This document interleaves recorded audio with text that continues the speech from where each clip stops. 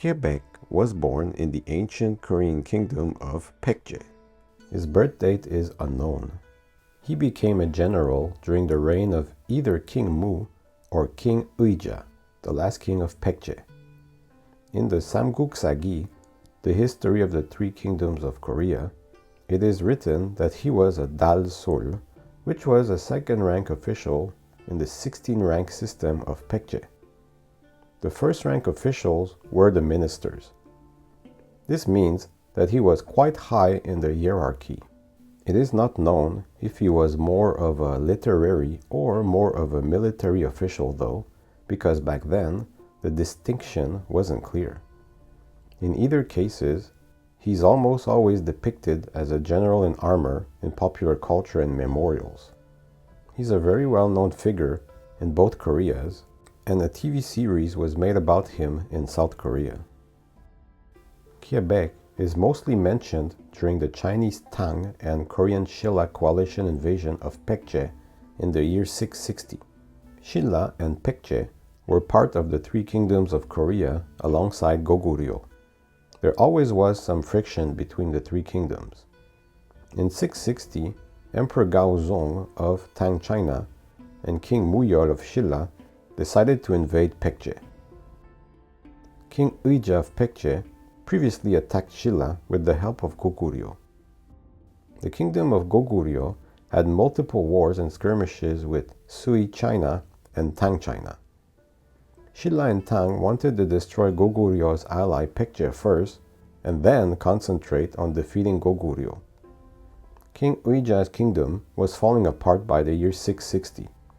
There was a lot of corruption and he was losing the support of the nobility.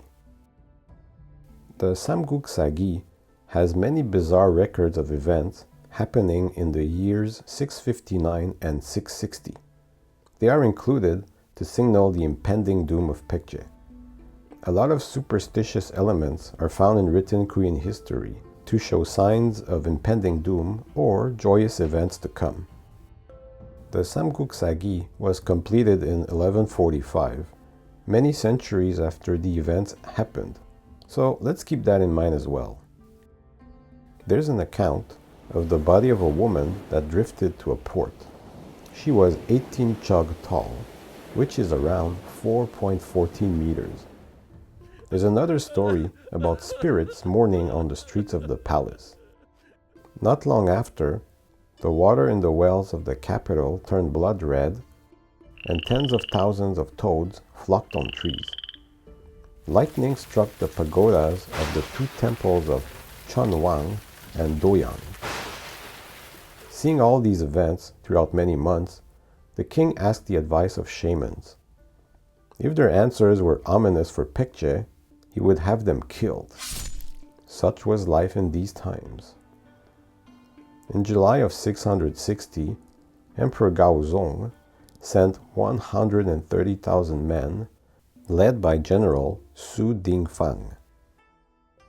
Before the Baekje invasion, Su Dingfang was most famous in China for winning the war against the Western Turks and expanding Tang's western borders.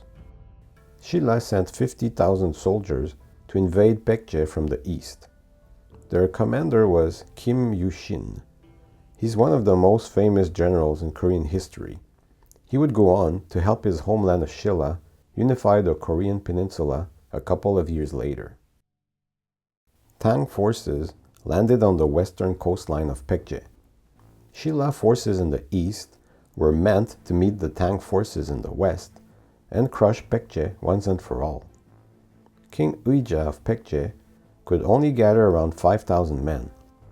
He appointed Gyebaek to command the man. King Uija most probably had more men waiting for the Tang army near the capital, but that wasn't recorded. The Silla forces met the Baekje troops at Hwangsanbeol. Before this, Hung Su and Song Chung, two important politicians at this time, gave advice to King Uija about how to proceed with this incoming war, but they were exiled or imprisoned. They are, with Gyebaek, remembered as godlike, loyal servants of Baekje. According to the Samguk Sagi, General Gyebaek delivered a speech to his men that went as follows. As a soldier of a small country, you must deal with the large armies of Silla and Tang, and you cannot know the fate of your country. Your wife and children may be taken prisoner and enslaved. It is better to die willingly than to be disgraced alive.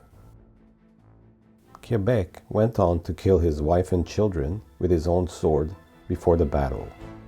He likely didn't have grown sons because they would have followed him in battle.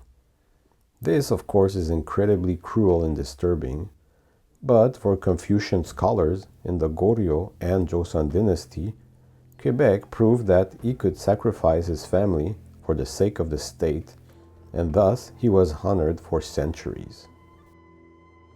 Before the battle, Gyebaek told his troops that during the Chinese Yue dynasty, King Uija defeated Wu dynasty's army of 700,000 men with only 5,000 soldiers. This was meant to encourage his men against the huge armies they will face. In Gyebaek's mind, him and his men were not going to survive the incoming battles. Gyebaek's army was divided into 3 camps where they would defend their positions to the death. Gyebaek's troops won 4 battles against the Silla army. Seeing this, Gwanchang, the 16-year-old son of a Silla general, charged into battle. Gwanchang was a Hwarang, an elite group of young male warriors from Silla. He fought valiantly, but was taken prisoner by Gyebaek, who was impressed with the young warrior. Gyebaek sent him back to the Silla army camp. Gwanchang was too ashamed and rode back into the fray.